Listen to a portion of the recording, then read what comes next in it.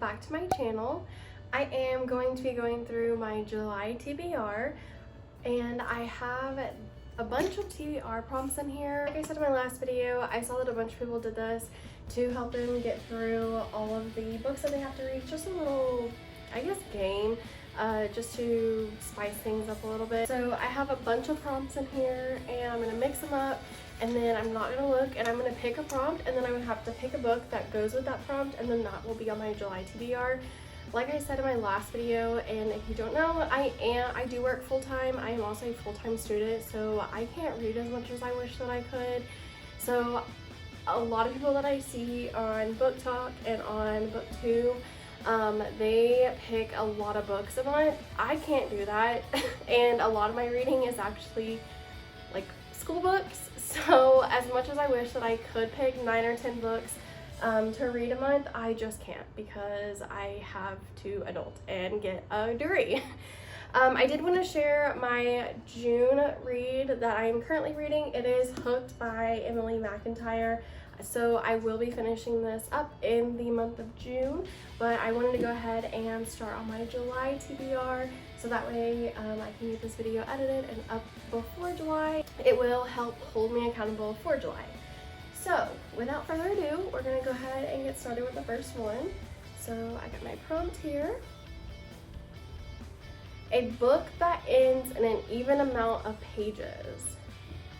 So I kind of can pick any book that I want and hope that it has an even amount of pages.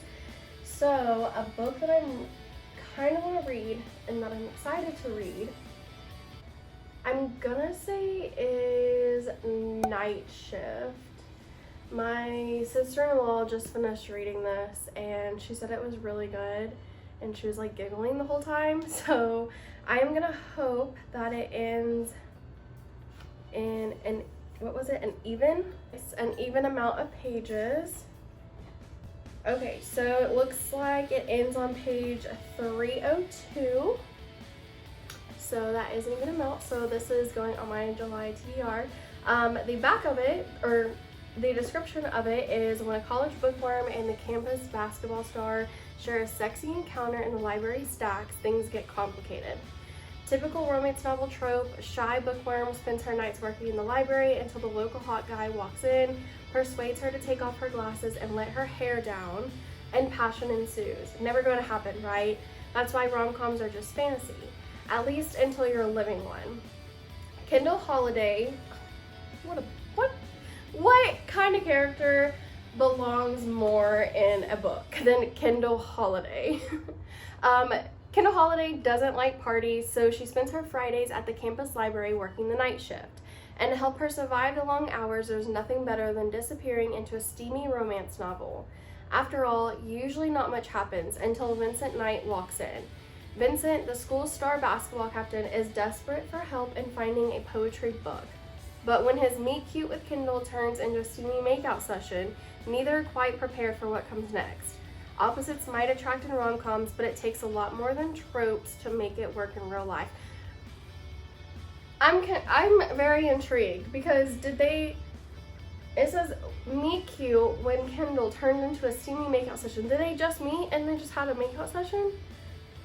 I'm excited. I'm really excited. So that is the first one on my TBR list. And then I'm just gonna set the prompt with it, and then I'll go back over at the end of the book what prompt. Okay, so the next prompt that I have is going to be a book a friend recommended. Okay, I'm gonna go with Fangirl Down. Technically, a friend didn't recommend this book, but if you watch my last video, or if you don't know, I actually got recommended this book by a Barnes & Noble worker. So I'm gonna read that because I don't really have books that friends recommend. The only friend that reads that I talk about books to is my sister-in-law. And she has recommended a lot of these books. So Yeah, I'm gonna go with that one because that one's also kind of interesting because it was a Barnes & Noble recommendation. So I'm gonna go with that one for this. And then I'm gonna pick one more. I'm gonna try and make it a thriller just because I do like reading at least one thriller a month. So I'm gonna try and go with that. So here we go. See if we can get a prompt that goes with the thriller. Oh, shortest book.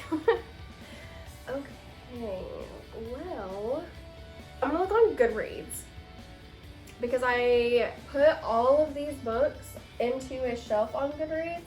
So I'm gonna go sort them by page numbers, if I can do that. I'm gonna try to do that. I'm gonna go do that and I will be right back. So I'm back. I looked at my Goodreads and I don't think it was right. I don't think I have the right editions on my Goodreads, so I'll have to go through that and double check because it said that this book and Behind Closed Doors had 0 pages, and obviously that is not true. So I'm gonna go and see the ones that I think are the shortest. I'm gonna look through real quick and see how many pages they have.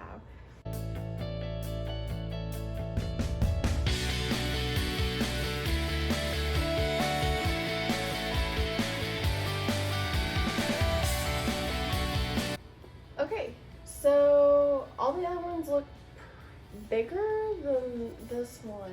So I think this is gonna be our third one for the prompt, the shortest book. Let me just double check. Yeah, it's only 257 pages. Okay, so this is a thriller, which I'm really excited about because I did want to read a thriller this month. So it says the About It. Oh, I didn't read the About It for Fangirl Down. I'll get to that one in a second. The description for this one is survivor's guilt or guilty survivor. Therapist turned stay-at-home mom Jules Hart's idyllic suburban life shatters when she crashes her car into an icy lake. Her son and another teenage boy plunge into the water with her, but Jules can only manage to save one, the wrong one. Reeling from the death of her son, Jules spirals into a violent and unstable mental state. 10 months after the accident, she's still trying to reckon with the fact that she rescued Isaac Greer, another woman's child, when Isaac suddenly vanishes. Jules finds herself at the center of a massive police investigation. While she harbors her own dangerous secrets, Jules is adamant that she didn't take Isaac. But then who did? Is Isaac the victim of a dangerous killer who's been targeting boys in the Midwest, or is someone else pulling the strings in this deadly game? Sounds really good. This one I actually got at a Little Free Library.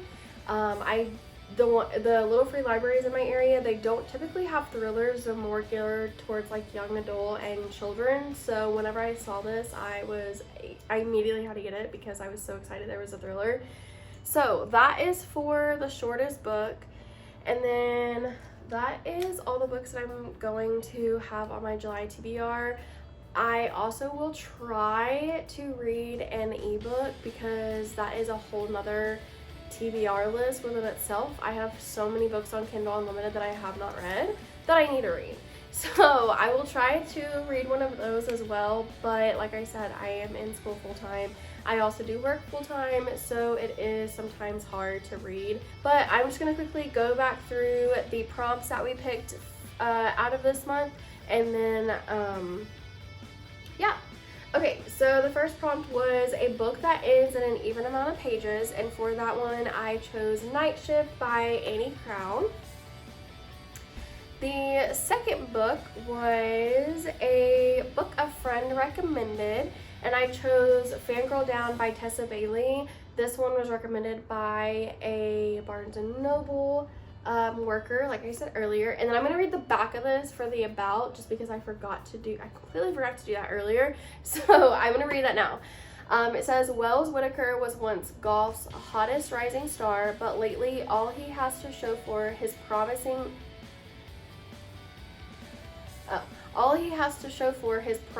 career is a killer hangover, a collection of broken clubs, and one remaining supporter. No matter how bad he plays, this beautiful, sunny redhead is always on the sidelines. He curses, she cheers. He scowls, she smiles. But when Wells quits in a blaze of glory and his fangirl finally goes home, he knows he's made the greatest mistake of his life. Josephine Doyle believed in the gorgeous, grumpy golfer even when he didn't believe in himself. Yet after he throws in the towel, she begins to wonder if her faith was misplaced. Then a determined Wells shows up at her front door